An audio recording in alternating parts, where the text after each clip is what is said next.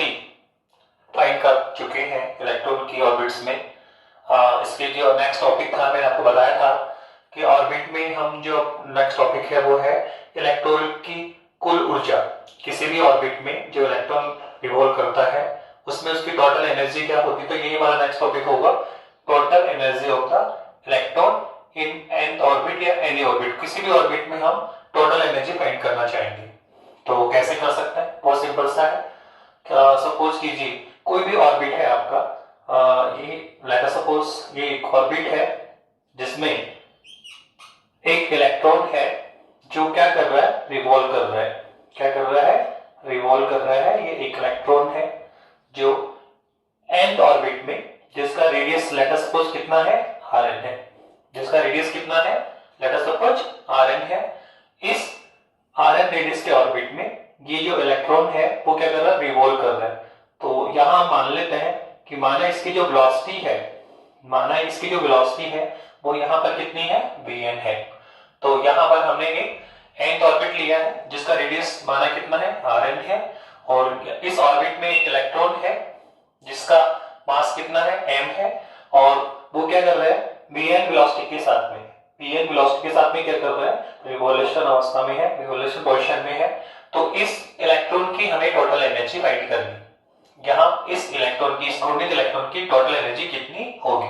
तो बहुत सिंपल सा है कि यहाँ इस इलेक्ट्रॉन की टोटल एनर्जी कितनी होगी, बहुत सिंपल है। हम यह कह सकते हैं कि यहाँ इस कॉस में घूर्णित इलेक्ट्रॉन की जो टोटल एनर्जी होगी वो होगी इसकी पोटेंशियल एनर्जी और इसकी काइनेटिक एनर्जी, इन दोनों के सम के बराबर। यहाँ जो इलेक्ट्रॉन मूव कर रहा है इसके पास दो तरह की एनर्जी होगी। नेचुरल ये रोटेशन कर रहा है, वेलोसिटी के साथ मूव कर रहा है, तो एक तो इसके पास में काइनेटिक एनर्जी होगी। इसके पास में क्या होगी, एक काइनेटिक एनर्जी होगी, गतिज ऊर्जा होगी। साथ में इसके पास एक पोटेंशियल एनर्जी भी होगी। साथ में क्या होगी, इसके पास में एक पोटेंशियल एनर्जी भी होगी। तो इस इलेक्ट्रॉन की टोटल एनर्जी कितनी होगी, इस इलेक्ट्रॉन की जो टोटल एनर्जी होगी वो होगी इसकी काइनेटिक एनर्जी और इसकी पोटेंशियल एनर्जी का सम। ओके, तो किसी भी ऑर्बिट में रिवॉल्व करते हुए इलेक्ट्रॉन की जो टोटल एनर्जी होती है वो उसकी पोटेंशियल एनर्जी और उसकी काइनेटिक एनर्जी के सम के बराबर होती है। ये हमने सबसे पहला स्टेटमेंट लिया। अब अंडरस्टूड है कि अगर हमें इलेक्ट्रॉन की टोटल एनर्जी फाइंड करनी है तो सबसे पहले हम इन दो एनर्जी को कैलकुलेट करना पड़ेगा, काइनेटिक एनर्जी भी निकालनी पड़ेगी और पोटेंशियल एनर्जी भी निकालनी पड़ेगी। तो हम एट फर्स्ट किसका कैलकुलेशन कर रहे हैं, काइनेटिक एनर्जी का। तो काइनेटिक एनर्जी निकालेंगे, पोटेंशियल एनर्जी निकालेंगे, दोनों को हम ऐड कर देंगे तो हमें क्या फाइंड हो जाएगी, total energy of the electron. तो एट फर्स्ट हम क्या फाइंड करने जा रहे हैं, काइनेटिक एनर्जी फाइंड कर रहे हैं। क्या फाइंड कर रहे हैं, काइनेटिक एनर्जी फाइंड कर। सर कैसे करें, तो आप देखिए हम इजी गोइंग इसको first postulate of the Bohr model की हेल्प से निकाल सकते हैं। अगर हम इसमें बोर मॉडल की जो फर्स्ट पोस्टुलेट है उसको यूज करेंगे तो इजी गोइंग निकाल पाएंगे। सर कैसे, आप यूज करके देखिए एक बार। वी नो हम जानते हैं भाई first postulate of Bohr model क्या है, सर हम जानते हैं सर ये mvn स्क्वायर rn बराबर क्या होता है, kz स्क्वायर अपॉन rn होता है। तो अगर हम इसको आगे सोल्व करें तो आप देखिए एक rn से एक rn कैंसिल हो रहा है, एक यहाँ rn है और यहाँ rn स्क्वायर, तो एक rn से एक rn कैंसिल हुआ। इसको अगर हम आगे सोल्व करते हैं, यदि हम इसको आगे सोल्व करें तो क्या देखने को मिलेगा, सर हमारे पास मिल रहा है mvn स्क्वायर। क्या मिला, mvn स्क्वायर कितना आया, सर ये हमारे पास आ गया kze स्क्वायर अपॉन rn। एक rn कैंसिल हो चुका है और एक rn हमारे पास में बच गया। तो हमें किसकी वैल्यू फाइंड हो रही है, mvn स्क्वायर बराबर क्या आ गया, kz square upon rn। Sir क्या बेनिफिट हुआ इसका, हमें क्या कैलकुलेट करना है, सर हमें काइनेटिक एनर्जी कैलकुलेट करनी है। एट फर्स्ट हम क्या करना चाह रहे हैं कि जो इलेक्ट्रॉन रिवॉल्व कर रहा है इस nth ऑर्बिट में, rn रेडियस के ऑर्बिट में, vn वेलोसिटी से ये मूव कर रहा है, तो सर इस इलेक्ट्रॉन की हमें क्या निकालनी है, काइनेटिक एनर्जी, फिर पोटेंशियल एनर्जी, फिर क्या करेंगे, ऐड कर देंगे, क्या आ जाएगा, टोटल एनर्जी। ठीक है सर, तो सर काइनेटिक एनर्जी कितनी होती है इसकी, तो हम जानते हैं कि यदि m मास का पार्टिकल v वेलोसिटी के साथ मूव करे तो कितनी काइनेटिक एनर्जी होती है, सर वो होती है हाफ mv स्क्वायर। यदि कोई m मास का पार्टिकल v वेलोसिटी के साथ में मूव होता है तो काइनेटिक कितनी होगी, हाफ mv स्क्वायर। तो हमें किसकी वैल्यू चाहिए, हाफ mv स्क्वायर की। और अगर हम यहाँ लुकआउट करें, अगर हम यहाँ पे लुकआउट करते हैं तो आप देखिए mv स्क्वायर की वैल्यू तो हम फाइंड कर चुके हैं और हमें ये चाहिए क्या सर, हमें चाहिए हाफ mv स्क्वायर। तो सिंपल है, हम इसके बोथ साइड क्या करेंगे 1/2 से मल्टीप्लाई करो तो हमें किसकी वैल्यू फाइंड हो जाएगी, काइनेटिक एनर्जी की। तो हम इसके बोथ साइड 1/2 से मल्टीप्लाई करेंगे तो क्या होगा 1/2 mvn स्क्वायर बराबर कितना आ जाएगा, चलिए आ जाएगा kze स्क्वायर अपॉन 2rn। कितना आ गया kze स्क्वायर अपॉन 2rn। और ये यहां पर हमें क्या मिल रहा है हाफ mv स्क्वायर, जो क्या होता है काइनेटिक एनर्जी होता है किसकी, इलेक्ट्रॉन की। तो हेंस हम इसको क्या लिखेंगे काइनेटिक एनर्जी। तो काइनेटिक एनर्जी की वैल्यू हम फाइंड कर चुके हैं, कितनी मिली, चलिए हमें मिली kze स्क्वायर अपॉन 2rn। क्या है kze square upon 2rn, equation number 2। Okay, तो टोटल एनर्जी कितनी है u प्लस k, तो किसकी वैल्यू फाइंड करनी है k, काइनेटिक एनर्जी जो हम कर चुके हैं। अब सेकंड सर किसकी वैल्यू फाइंड करनी पड़ेगी, सर अभी तो पार्टीशन एनर्जी की वैल्यू और फाइंड करो, पार्टीशन एनर्जी और निकालेंगे। तो अब सेकंड जो हमारा नंबर होगा वो किसका होगा, सर हम निकाल रहे हैं पार्टीशन एनर्जी निकालनी पड़ेगी। क्या निकालनी पड़ेगी, पार्टीशन एनर्जी निकालिए किसकी, इलेक्ट्रॉन की। तो नेक्स्ट हम निकालने जा रहे हैं पार्टीशनल एनर्जी। सर कैसे निकालेंगे, तो हम इसको कैलकुलेट भी कर सकते हैं और डायरेक्ट वे में भी लिख सकते हैं। हम चाहें तो इसको डायरेक्ट भी लिख सकते हैं। सर कैसे, तो डायरेक्ट हम u की वैल्यू पुट कर सकते हैं। कैसे, सर जो k की वैल्यू है एज इट इज वही वैल्यू किसकी आएगी, यहाँ पे u की आएगी। जैसे यहाँ पे कितना है kze स्क्वायर अपॉन rn, कितना है kze स्क्वायर अपॉन rn है, तो एज इट इज आपको यहाँ पे वही लिखना है kze square upon rn। kze square upon rn है, पोटेंशियल काइनेटिक एनर्जी है, तो उतनी ही कौन होगी पार्टीशन एनर्जी होगी kz स्क्वायर अपॉन rn। बस इतना सा होता है कि ये हाफ होती है 1/2, ये कौन है हाफ है, जबकि इसको हमें पूरा लेना है। क्या लेना है, इसको कंप्लीट लेना है, पूरा 1 लेना है, तो ये हाफ होता है और ये कंप्लीट 1 होता है, राइट। तो यहां से हम जो काइनेटिक एनर्जी निकाल के लेकर आ रहे हैं उसी को हम देखकर पार्टीशन एनर्जी का डायरेक्ट फॉर्मूला राइट डाउन कर सकते हैं। वही लिखना है kz स्क्वायर अपॉन rn, तो यहां भी क्या लिखना है kz स्क्वायर अपॉन rn। बस इतना है कि ये हाफ होगा और ये क्या होगा पूरा होगा, और साथ में ध्यान रखना कि ये नेगेटिव होगी। क्या होगी, यहाँ जो पार्टीशन एनर्जी है वो नेगेटिव होगी, सिंस कारण हम पहले ही बता चुके हैं कि partition energy positive, kinetic energy always positive. बिना हम जानते हैं जो काइनेटिक एनर्जी है गतिज ऊर्जा है ऑलवेज क्या होती है, पॉजिटिव होती है, धनात्मक होती है। पर जो पार्टीशन एनर्जी है वो नेगेटिव भी हो सकती है और पॉजिटिव भी हो सकती है। ये नेगेटिव भी हो सकती है और पॉजिटिव भी हो सकती है। हम ये भी जानते हैं कि अगर जो फोर्स यहाँ पे अप्लाइड हो रहा है, कौन है यहाँ पे, सर न्यूक्लियस है, यहाँ पे कौन है इलेक्ट्रॉन है, तो ये जो न्यूक्लियस के द्वारा इलेक्ट्रॉन को जो फोर्स अप्लाइड हुआ है सर वो क्या होगा, सर अट्रैक्शन का है, आकर्षण का है। न्यूक्लियस इस इलेक्ट्रॉन को अपनी ओर क्या कर रहा है, आकर्षित कर रहा है। कौन सा फोर्स लगा रहा है, न्यूक्लियर अट्रैक्शन फोर्स, नाभिकीय आकर्षण बल। इसी का नाम दूसरा हमने क्या बोल रहे हैं कंटिन्यूअस, इलेक्ट्रोस्टैटिक फोर्स। इसी को हम क्या बोलते हैं, इलेक्ट्रोस्टैटिक फोर्स बोलते हैं। वैसे इसको हम क्या बोल सकते हैं, इसको हम न्यूक्लियर अट्रैक्शन फोर्स भी बोल सकते हैं। नाभिक के द्वारा इलेक्ट्रॉन को लगाया गया अट्रैक्शन फोर्स, नाभिक के आकर्षण बल। तो अंडरस्टूड है, यहाँ इलेक्ट्रॉन पे जो लगने वाला फोर्स है वो कैसा है, अट्रैक्शन का है। और हम पहले बता चुके हैं कि जो पार्टीशन एनर्जी है अगर फोर्स कैसा है, अट्रैक्शन है, तो नेगेटिव होगी, और फोर्स कैसा है, रिफ्लेक्शन का है, तो क्या होती है, पॉजिटिव है। तो नाउ यहाँ पे फोर्स कैसा है, अट्रैक्शन है, तो हमें किसके साथ लेना पड़ेगा, नेगेटिव साइन के साथ लेना पड़ेगा। तो कुल मिला के हमने ये है क्वेश्चन नंबर 3, हम इसको डायरेक्ट भी राइट डाउन कर सकते हैं। ओके, हम इसका मान कैलकुलेट भी कर सकते हैं। जो ये हमने निकाला है पोटेंशियल एनर्जी, इसका हम मान सर कैसे, तो डायरेक्ट आपने 11th क्लास में किया है कि जो ग्रेविटेशनल पोटेंशियल एनर्जी स्थिति, और हम एक फॉर्मूला यूज करेंगे यहाँ पे पोटेंशियल एनर्जी के लिए, वो होगा k q1 q2 upon r। जैसे हमने क्या निकाला था, इलेक्ट्रोस्टैटिक फोर्स, क्या निकाला था, इलेक्ट्रोस्टैटिक फोर्स किसके बीच में, इलेक्ट्रॉन, न्यूक्लियस और इलेक्ट्रॉन के बीच में। तो ऐसे ही यहाँ पर जो हम इलेक्ट्रोस्टैटिक पोटेंशियल एनर्जी निकालेंगे वो किससे निकलेगी, k q1 q2 upon r। Force में और इसमें कोई डिफरेंस नहीं है, फोर्स में ये होता है k q1 q2 upon r square होता है, और यहाँ पे क्या होता है, एक r कम कर दो। जो फोर्स का फॉर्मूला हम जानते हैं k q1 q2 upon r square, तो यहाँ पे क्या होगा k q1 q2 upon small r। अब आप निकाल सकते हैं इसको कैसे? सर k अब कौन है सर? q1 के रूप में कौन है? न्यूक्लियस का चार्ज, और q2 के रूप में कौन है? इलेक्ट्रॉन का चार्ज। तो हम जानते हैं, बता चुके हैं कि न्यूक्लियस का चार्ज कितना होता है? Ze, और q2 के रूप में कौन है? इलेक्ट्रॉन है, तो इलेक्ट्रॉन का चार्ज कितना होगा? E, और अपॉन में r कौन है? डिस्टेंस बिटवीन न्यूक्लियस और इलेक्ट्रॉन कितना है? r। कितना है? r। तो यहाँ पे हम क्या लगाएंगे? r। तो जो क्या आ गया? ये आ गया आपका, अगर हम उसको सोल्व करें तो कितना आ गया? k z e square upon r।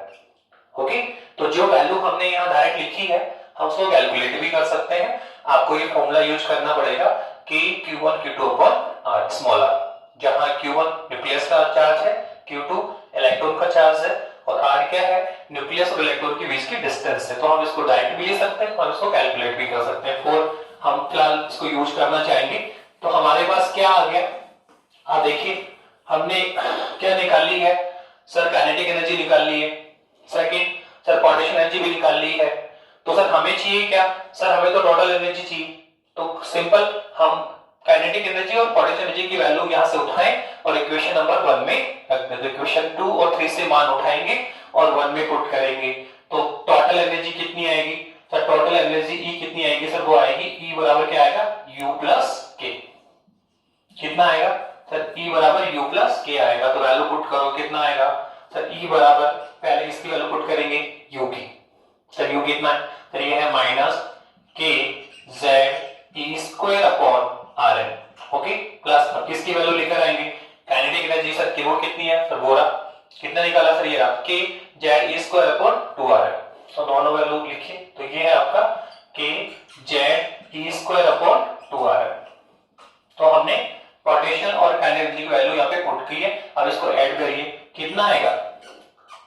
देखिए सर अगर हम देखें तो ये भी कौन है? K Z E square upon R, और सर ये भी कौन है? K Z E square upon R. पर ये कंप्लीट पूरा है, 1 है, और ये कितना है? हाफ है। तो 1 से कौन जाएगा? हाफ। तो कितना बचेगा? हाफ बचेगा।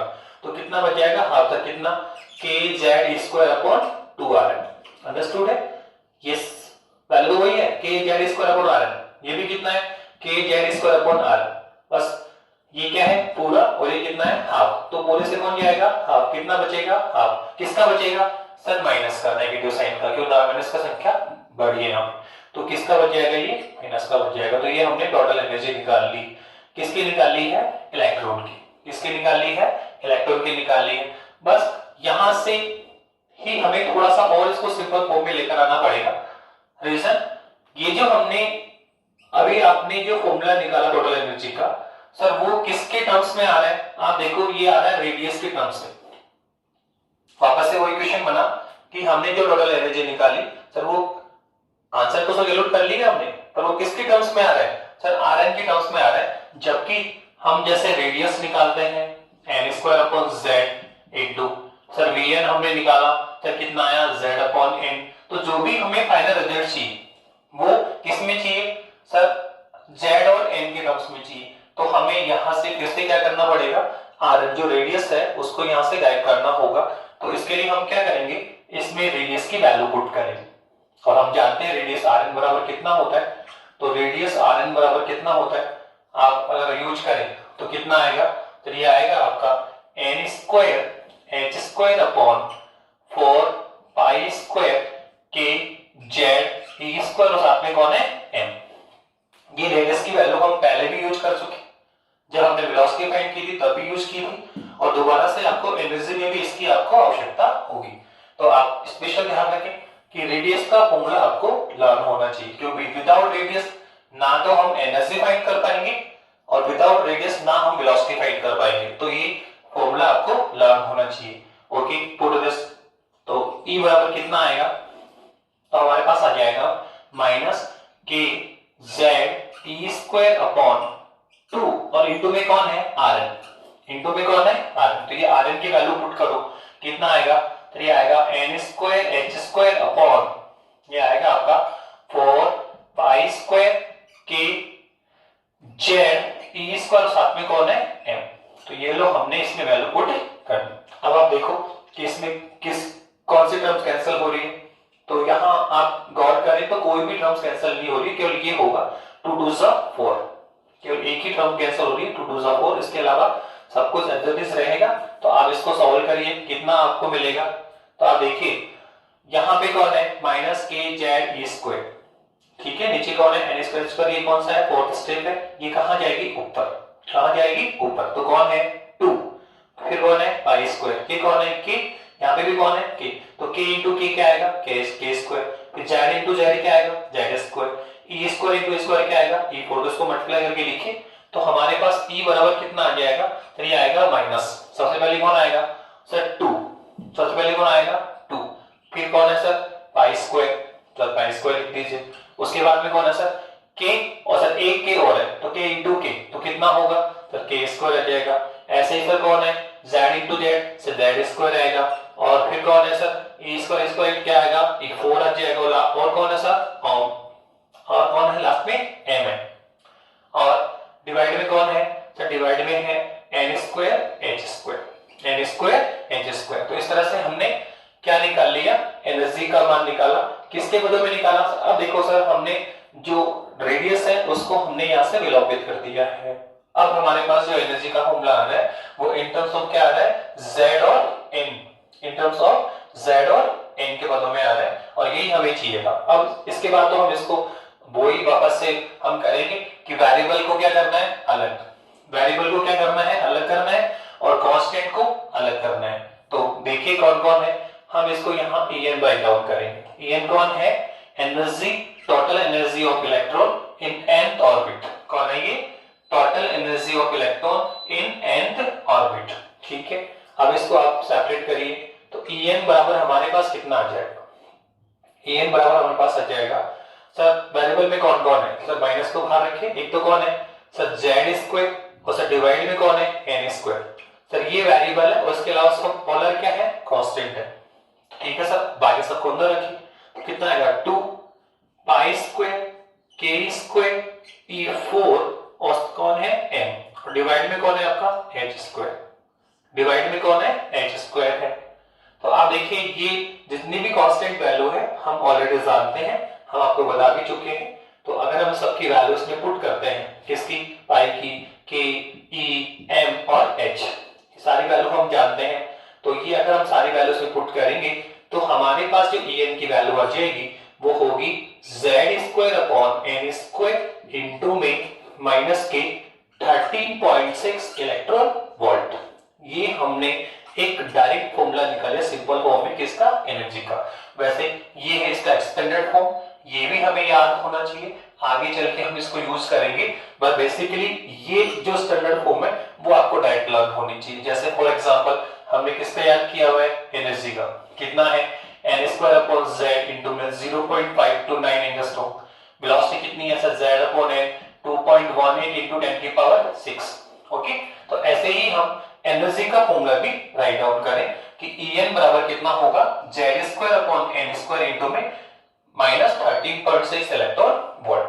तो इस तरह से हमने एनर्जी निकाला कि कोई भी nth ऑर्बिट में इलेक्ट्रॉन rn रेडियस के ऑर्बिट पर इलेक्ट्रॉन vn विड्थ के साथ में रिवॉल्विंग कर रहा है, तो उसकी जो टोटल एनर्जी होगी सर वो उसकी पोटेंशियल और काइनेटिक एनर्जी के सम के बराबर होता है। पहले हमने क्या निकाला, पहले हमने काइनेटिक एनर्जी निकाली, कैसे निकाली सर, कुछ नहीं, सिंपल, फर्स्ट जो ऑसिलेटर था उसको लिखा और किससे मल्टीप्लाई किया, हाफ से, तो क्या आ गया के, क्या आ गया के, फिर बोला था कि जो के है वही कौन होता है, ये होता है, बस इसको हाफ लेना है, उसको क्या लेना है, पूरा लेना है, फिर दोनों को क्या कर दिया, सम कर दिया, टोटल एनर्जी आ गई, बस इतना सा है। लास्ट में हम किसको गायब करेंगे, आरएन को, तो आरएन की वैल्यू पुट कर दीजिए और फिर सॉल्व कर लीजिए, सॉल्व कर लीजिए, तो हमें क्या मिल गया, टोटल एनर्जी का फॉर्मूला मिल गया। अब वापस से वही रिपीटेशन होगा, क्या करना है सर, हम इस फॉर्मूले की सहायता से, जो ये एनर्जी का फॉर्मूला है इसकी सहायता से किसी भी एटम कौन सर, हाइड्रोजन भी हो सकता है सर, हीलियम भी हो सकता है सर, लिथियम भी हो सकता है, तो किसी भी एटम के किसी भी कॉस, पहला कोस, दूसरा कोस, तीसरा कोस, तो किसी भी परमाणु के किसी भी ऑर्बिट की एनर्जी कैलकुलेट कर सकते हैं। पर हम जैसा आप जानते हो कि हम किसकी एनर्जी कैलकुलेट करेंगे, हाइड्रोजन एटम की, तो जो हमारा नेक्स्ट टॉपिक होगा वो होगा हाइड्रोजन एटम में जो ऑर्बिट है फर्स्ट सेकंड थर्ड फोर्थ, इन सब के क्या निकालेंगे हम, एनर्जी कैलकुलेट करेंगे। तो इसके लिए अपन यहाँ डायग्राम भी बनाएंगे। यहाँ हम क्या करेंगे, एक शॉर्ट डायग्राम भी बनता रहेगा, एनर्जी लेवल बनाएंगे।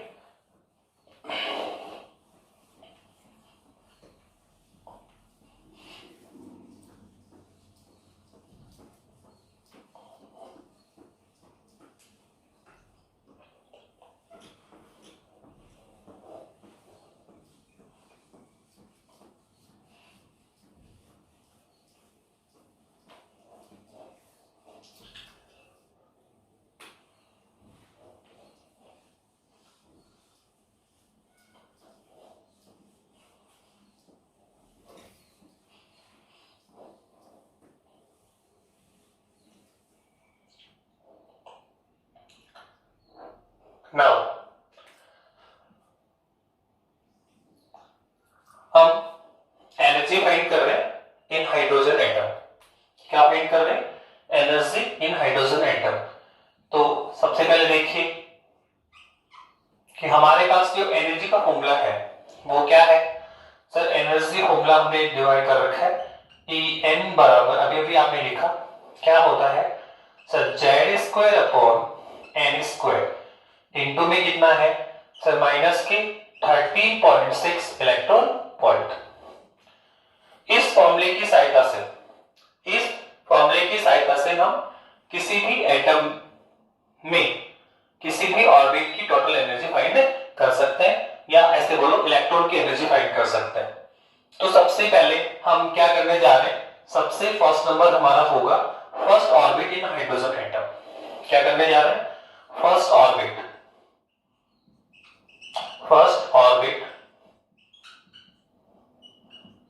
इन हाइड्रोजन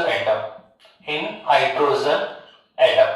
सबसे पहले हम किसकी बात कर रहे हैं, first orbit in hydrogen atom. Hydrogen atom के फर्स्ट ऑर्बिट की हम एनर्जी निकालेंगे, फिर सेकंड की निकालेंगे, फिर थर्ड की निकालेंगे, और साथ में हम ड्राइंग भी करेंगे। साथ ही में हम लोग क्या करेंगे, एनर्जी लेवल को शो भी करेंगे। फॉर एग्जांपल ये है हमारे पास फर्स्ट एनर्जी लेवल, सपोज कीजिए ये है हमारा फर्स्ट ऑर्बिट है, फर्स्ट एनर्जी लेवल है किसका, हाइड्रोजन एटम का। तो ये हमारा फर्स्ट एनर्जी लेवल होगा, फिर सेकंड एनर्जी लेवल बनाएंगे, फिर थर्ड बनाएंगे, फिर फोर्थ बनाएंगे, और साथ में हम उनकी एनर्जी कैलकुलेट भी करके राइट डाउन करेंगे। तो सबसे पहले हम क्या निकाल रहे हैं, first orbit in hydrogen atom, energy निकालेंगे यहाँ पे। तो सबसे पहले फॉर्मूला लिखें आप, ई एन बराबर कितना आएगा सर, ये होता है आपका Z square upon N square into में माइनस की 13.6 इलेक्ट्रॉन वोल्ट, राइट। कैसे करना है सर काम, सर आप ऑलरेडी पहले बता चुके हैं कि चाहे वेलोसिटी पे काम कर रहे हो, चाहे रेडियस पे काम कर रहे हो, चाहे एनर्जी पे काम कर रहे हो, सबसे पहले हमें क्या करना पड़ेगा, एटम डिसाइड करो सर आप, फिर एटम के बाद में फिर ऑर्बिट पे आएंगे सर। पहले एटम डिसाइड करो कि सर किसमें हम, हाइड्रोजन में है, हीलियम में है, लिथियम में है। तो सर बता तो दिया कि हम किस में काम कर रहे हैं, हाइड्रोजन पे काम करेंगे। किस में काम करेंगे, हाइड्रोजन एटम में काम कर रहे हैं। तो सबसे पहले हमने कहा हाइड्रोजन एटम है, तो Z का मान कितना होगा 1, Z का मान कितना होगा 1 होगा। फिर सेकंड सर हाइड्रोजन एटम में भी कौन सा है, फर्स्ट ऑर्बिट है। एटम डिसाइड होने के बाद में किस पे आएंगे, तब ऑर्बिट पे n पे आना पड़ेगा। सर n कौन है, सर ऑर्बिट ऑर्डर होता है, ऑर्बिट का ऑर्डर डिसाइड करो। तो सर कौन सा ऑर्बिट है, फर्स्ट ऑर्बिट है, तो नेचुरल है n का मान कितना होगा 1। तो हम अभी कहां पर है, हाइड्रोजन एटम के फर्स्ट ऑर्बिट में, तो Z का मान 1 और n का मान भी 1। तो यहां हम वैल्यू कैलकुलेट करें तो सर हमारे पास E1 कितना आ जाएगा, सर ये आ जाएगा 1 स्क्वायर अपॉन 1 स्क्वायर इंटू में कितना आएगा सर, माइनस की 13.6 इलेक्ट्रॉन वोल्ट। कितना आएगा 13.6 इलेक्ट्रॉन वोल्ट, और हम इसकी वैल्यू निकालेंगे तो ये हमारे पास आ जाएगा सर माइनस की 13.6 इलेक्ट्रॉन वोल्ट। तो यहां से हमें एक रिजल्ट मिला कि जो हाइड्रोजन एटम है, जो आपका हाइड्रोजन एटम है, उसकी जो फर्स्ट ऑर्बिट है उसका जो एनर्जी लेवल होता है, जो प्रथम कोष है उसका जो एनर्जी लेवल होता है वो कितना होता है, तो वो होता है माइनस के 13.6 इलेक्ट्रॉन वोल्ट। तो यहां से आप देखिए कि जो इसका एनर्जी लेवल हमें मिला E1 वो कितना मिला, माइनस की 13.6 इलेक्ट्रॉन वोल्ट। तो ये लो हमने हाइड्रोजन के फर्स्ट ऑर्बिट का एनर्जी लेवल निकाल लिया, कितना होता है सर माइनस के 13.6 इलेक्ट्रॉन वोल्ट। अब हम किस पे जाएंगे सर, सेकंड ऑर्बिट पे चलोगे। किस पे जा रहे हैं? सेकंड ऑर्बिट पे। चलो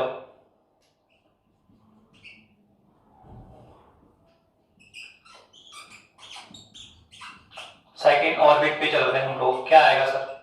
सर सेकंड ऑर्बिट में है तो अंडरस्टूड है, एटम तो वही है हमारा, कौन है? हाइड्रोजन। अब ऑर्बिट क्या है? सेकंड, तो हाइड्रोजन में तो जेड का मान तो 1 है, यहां पर भी हो और यहां पर भी 1 करना है। अब ऑर्बिट यहां पे फर्स्ट था तो इनका मान 1, अब ऑर्बिट सेकंड होगा, इनका मान कितना होगा? 2। तो वापस से हम क्या कर रहे हैं सर? हम लिखेंगे तो यहाँ पे En बराबर क्या होगा? Z² अपॉन n² इंटू में कितना है सर? माइनस की 13.6 इलेक्ट्रॉन वोल्ट है। पर एटम कौन है? हाइड्रोजन। ऑर्बिट कौन सा है? सेकंड। तो Z का मान 1 और क्या आएगा सर? सर Z का मान तो कितना है? 1 और n का मान कितना होगा? 2। पुट तो क्या वैल्यू मिलेगी हमारे पास? E2। कितना आ जाएगा सर? ये आ जाएगा 2, हाइड्रोजन तो 1 है तो 1² और डिवाइड में कौन होगा सर? n का मान कितना है? 2, तो 2² इनटू में कितना आएगा सर? माइनस की 13.6 इलेक्ट्रॉन वोल्ट। और अगर मैं इसको सोल्व करूं तो 2 का स्क्वायर कितना होता है? 4 होता है। तो यहाँ पे क्या करना पड़ेगा? E2 कितना आ जाएगा? तो ये आ जाएगा माइनस की 13.6 इलेक्ट्रॉन वोल्ट में आप 4 का डिवाइड कर रहे हैं। और यदि हम इसमें 4 का डिवाइड करेंगे तो कितना आएगा? हम डायरेक्ट लिख सकते हैं माइनस के 3.4 इलेक्ट्रॉन वोल्ट। ऐसे कैलकुलेट करो तो भी वही आएगा, 4 3 जा 12, ठीक है, 1 कैरी करेगा तो यहाँ पे कितना होगा? 16, तो 4 4 जा 16, कितना आएगा? माइनस के 3.4 इलेक्ट्रॉन वोल्ट। तो हमने अब सेकेंड एनर्जी लेवल डिफाइन किया और वो हमें कहाँ मिला सर? वो कुछ इससे ऊपर मिलेगा। ये तो फर्स्ट ऑर्बिट था, हाइड्रोजन एटम का फर्स्ट ऑर्बिट है, कितना है? तो ये है minus 13.6 electron volt energy level पे है। अब आपने क्या बना दिया इसका? तो सेकंड ऑर्बिट बनाया, सेकंड एनर्जी लेवल बनाया हाइड्रोजन का, ठीक है। ये कौन है? सेकंड एनर्जी लेवल है। तो इसकी एनर्जी कितनी आई? तो इसकी एनर्जी हमारे पास आई माइनस के 3.4 इलेक्ट्रॉन वोल्ट। कितनी आ गई? माइनस के 3.4 इलेक्ट्रॉन वोल्ट। ऐसे ही हम क्या कर सकते हैं सर? हम लोग अब थर्ड ऑर्बिट में चलते हैं। किस में चलते हैं? थर्ड ऑर्बिट की बात करेंगे सर। थर्ड ऑर्बिट की आप क्या निकालें? एनर्जी निकालें। तो सिंपल है, हाइड्रोजन में चल रहे, हाइड्रोजन में first orbit, second orbit, third, तो कुछ नहीं करना, n का मान 1 2 3 और आगे चलेंगे तो 4 5। तो अभी थर्ड में है तो क्या होगा? तो वापस से वही है, हमें क्या करना है? तो यहाँ z का मान कितना आएगा? 1 और n का मान कितना आएगा? 3। तो डायरेक्टली किसकी वैल्यू निकलेगी? E3 की। कितना आएगा सर? डायरेक्ट निकालो सर, ये रहा z कितना है? 1² अब नीचे कितना आएगा? 3² और इनटू में कितना है सर? माइनस के 13.6 इलेक्ट्रॉन वोल्ट। तो अगर हम इसको सोल्व करते हैं तो बताइए कितना आएगा सर? ये 9 हो जाएगा। तो सर 9 में डिवाइड करो और अगर हम इसको 9 में डिवाइड करते हैं तो ये हमारे पास आ जाएगा माइनस के 13.6 इलेक्ट्रॉन वोल्ट। किसको डिवाइड करना है? 9 से। तो अब ये आ जाएगा माइनस के 1.51 इलेक्ट्रॉन वोल्ट, ठीक है। इसके समथिंग आएगा माइनस के 1.51 इलेक्ट्रॉन वोल्ट। आप देखो इस तरह से हमने थर्ड ऑर्बिट की एनर्जी लेवल भी निकाल लिया। तो आप देखो फर्स्ट एनर्जी लेवल कहां पे था? माइनस 13.6 पे। फिर सेकंड एनर्जी लेवल से थोड़ा ऊपर मिला, कितना मिला? माइनस के 3.4 इलेक्ट्रॉन वोल्ट। तो जो थर्ड ऑर्बिट है वो इससे थोड़ा सा और ऊपर मिलेगा, ठीक है, थोड़ा सा और ऊपर मिलेगा। और कितना मिलेगा सर? ये है n बराबर 3। तो ये कितना आएगा? E3 कितना है हमारे पास आएगा? ये आएगा माइनस के 1.51 इलेक्ट्रॉन वोल्ट। यहां हम ये ऑब्जर्व कर रहे हैं कि सर आप हम जो डायग्राम बना रहे हैं, आप जो डायग्राम बना रहे हैं सर, उसमें देखो यहां आपने गैप ज्यादा दिखा है, ठीक है। ये जो दो एनर्जी लेवल्स में आपने गैप ज्यादा शो किया और यहाँ पे आपने गैप कम बनाया। तो उसका एक रीजन आपको दिख रहा है कि ये एनर्जी लेवल कितना है? माइनस 13.6। ये सेकंड एनर्जी लेवल कहां पे मिला? माइनस 3.4 पे। तो इसमें जो एनर्जी गैप है, इसमें जो आप एनर्जी गैप देख रहे हैं वो मिलेगा 10.2 इलेक्ट्रॉन वोल्ट का। कितना एनर्जी गैप है? 10.2 इलेक्ट्रॉन वोल्ट का है। जबकि इसमें जो एनर्जी गैप है वो इसके कंपैरिजन में क्या है? कम। इसमें कितना होगा? 3.4 से 1.51 कट कर, तो इसका एनर्जी गैप भी आ जाएगा। पर अंडरस्टूड है कि सर ये एनर्जी गैप ज्यादा है और ये एनर्जी गैप यहाँ पे क्या है? कम है। तो इसको थोड़ा सा क्या बनाएंगे? क्लोज बनाएंगे। थोड़ा सा क्या बनाएंगे? क्लोज बनाएंगे। ऐसे ही हम क्या कर सकते हैं सर? ऐसे आप आगे और फॉरवर्ड कर सकते हैं। किसका निकाल सकते हैं? E4 और क्या निकाल सकते हैं? E5। तो अगर सर हम E4 निकालें तो बताओ सर E4 कितना आएगा? फोर्थ ऑर्बिट में निकाल तो क्या आएगा? और कुछ नहीं, z का मान तो 1 है, फिर क्या किया? 1², फिर क्या होगा नीचे? 2², फिर क्या आया? 3², तो कितना आएगा? 4²। तो ये कितना आ जाएगा? तो ये आ जाएगा 1/4² इनटू में कितना आएगा? माइनस के 13.6 इलेक्ट्रॉन वोल्ट। और अगर मैं इसको सोल्व करूं तो ये कितना आ जाएगा? तो ये आ जाएगा 0.84, कितना आएगा आपका ये 0.84 या 85 के समथिंग आएगा। कितना आएगा 0.84 लिख सकते हैं, 85 भी लिख सकते हैं, जो भी है इलेक्ट्रॉन वोल्ट। तो इसका जो हमारे पास फोर्थ ऑर्बिट होगा तो वो कितना होगा n बराबर 4, और जो इसकी एनर्जी आएगी E4 कितना आएगा, फिर माइनस का 0.84 इलेक्ट्रॉन वोल्ट, 85 इलेक्ट्रॉन वोल्ट भी लिखा जा सकता है। ओके, ऐसे ही हम लोग E5 कैलकुलेट कर सकते हैं, ऐसे ही हम लोग ठीक है E6 भी कैलकुलेट कर सकते हैं। तो आप करते जाइए, जब आप लास्ट में कहां पे चले जाएंगे, इनफाइनाइट पे चले जाएंगे। लास्ट में कहां जाना है, इनफाइनाइट पे जाओगे। तो जब हम n इनफाइनाइट ऑर्बिट पे चले जाते हैं तो यहां पे हम जब किसका मान पुट करेंगे, n का, तो क्या होगा 1 अपॉन इनफाइनाइट, क्या होगा 1 अपॉन इनफाइनाइट का होल स्क्वायर। तो 1 अपॉन इनफाइनाइट होल स्क्वायर कितना बनेगा 0, अनंत वोल्ट क्या होगा 0। तो एनर्जी किसको जाएगी 0 को। तो अनंत पे जो एनर्जी होती है इनफाइनाइट, उसकी वैल्यू कितनी आती है 0। तो इस तरह से हमने आपके लिए एनर्जी लेवल बना डिफाइन किए कंप्लीटली, किसमें, हाइड्रोजन एटम में। तो ये क्या है आपके हाइड्रोजन एटम के एनर्जी लेवल है। ये फर्स्ट एनर्जी लेवल -13.6 पर होता है, सेकंड एनर्जी लेवल -3.4 पर होता है, थर्ड एनर्जी लेवल -1.51 पे होगा। ये किस पे होगा 0.84 पे होता है। अगर हम 5 पर बनाएंगे, अगर हम 5 भी बनाते हैं तो 5 भी बना सकते हैं, n बराबर 5, और अगर हम इसका E5 निकालेंगे तो ये आएगा 0.5152 के समथिंग आएगा। तो इस तरह से हम एनर्जी लेवल कैलकुलेट कर सकते हैं। तो ये हमने एक टॉपिक कंप्लीट किया कि जो भी इलेक्ट्रॉन किसी एटम में इलेक्ट्रॉन किसी nth ऑर्बिट में मूव करता है तो जो उसकी टोटल एनर्जी है वो हमने कैलकुलेट की और उसका एक सिंपल फॉर्म निकाल लिया। और उसके बाद में हमने इस फॉर्मूले की सहायता से किसी भी एटम में किसी भी परमाणु में उसके किसी भी ऑर्बिट की एनर्जी कैलकुलेट कर सकते हैं। फॉर एग्जांपल हमने किसके लिए किया हुआ है, हाइड्रोजन के लिए। पर ऐसा नहीं है कि इस फॉर्मूले को लेकर हम केवल हाइड्रोजन पे ही काम कर सकते हैं। अगर आप चाहें तो इसी फॉर्मूले से हम हीलियम के एनर्जी लेवल भी तैयार कर सकते हैं। हीलियम के जो एनर्जी लेवल है वो भी रेडी किए जा सकते हैं, वो भी ड्रॉ किए जा सकते हैं, एनर्जी कैलकुलेट की जा सकती है। बस थोड़ा सा काम करना पड़ेगा कि हाइड्रोजन है तो जेड का मान कितना किया 1, और फिर 1 n का मान कितना कर रहे हैं 1 2 3 4 5, तो कौन आएगा हाइड्रोजन। अब आप यहां ये कर लें कि हीलियम के लिए जेड का मान कितना करें 2, कितना करें 2, और फिर n का मान कितना करें 1 2 3 4 5। तो जो इस बार एनर्जी लेवल आएंगे वो किसके आएंगे, हीलियम के आ जाएंगे। किसके आ जाएंगे, हीलियम के। तो कुल मिला के हाइड्रोजन से हीलियम पे जाने के लिए जेड का मान 1 से 2 करना पड़ेगा। लिथियम पे जाना चाह रहे हो तो जेड का मान 3 करना पड़ेगा। तो कुल मिला के हम किसी भी एटम इस फॉर्मूले की सहायता से किसी भी एटम के किसी भी ऑर्बिट की टोटल एनर्जी कैलकुलेट कर सकते हैं, इलेक्ट्रॉन की एनर्जी कैलकुलेट की जा सकती है। अब नेक्स्ट जो टॉपिक्स होंगे वो इसी के बेसिस पे होंगे। इसमें कुछ हम न्यूमेरिकल सॉल्व करेंगे, साथ में हम एक फॉर्मूला ड्राइव करेंगे 1 अपॉन लैम्बडा वाला। कौन सा करेंगे 1 अपॉन लैम्बडा वाला, वो होगा आपका r z स्क्वायर, और ये आएगा 1 upon n square minus 1 upon n2 square. तो ये इसी पे बेस होगा, पर नेक्स्ट क्लास में सोल्व करेंगे। Okay, thank you.